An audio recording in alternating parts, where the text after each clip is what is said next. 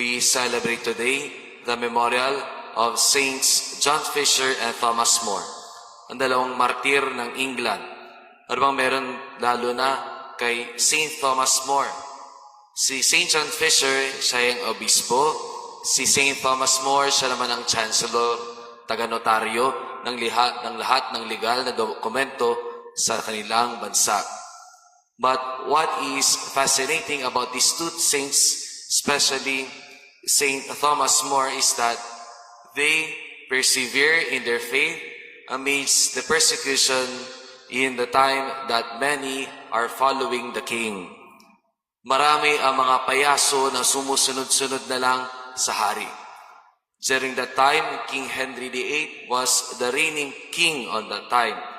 At maraming nangyaring pagbabago dahil ang ninanais ng hari, magkaroon ng diborsyo, hindi sumunod sa Santo Papa, at ang gagawin ay ang split ng simbahan ng England.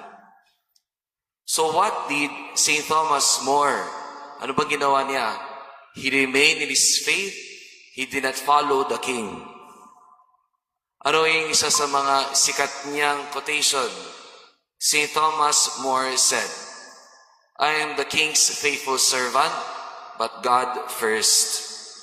I am the king's faithful servant, but God's first. Marunong akong sumunod sa aking hari, pero Diyos ang mauuna muna. Sa Pilipinas, may kanya-kanya tayong preferred kung sino ang lingkod ng bayan.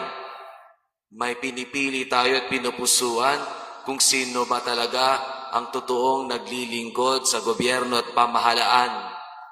But the Lord is inviting us today, God first. Ang tunay na isa sa mga karakteristik nawa, hindi lang ng mga nasa gobyerno, pati rin tayo ng mga sumusunod, ay hindi lang pagiging makabayan, kundi pagiging makadiyos. Ang tunay na ehemplo ay laging inuuna ang Diyos bago ang kapakanan ng lahat. Sana balang araw, magkaroon tayo ng mga lingkod na bayan na sinusundan ng Diyos, hindi ang sariling personal na interes. Magkaroon din sana tayo ng bawat isa sa atin na may pagpipili na sana ang tunay nating pinaglilingkuran, hindi ang tao, kundi ang Diyos mismo. Saint Thomas More, Saint John Fisher, pray for us.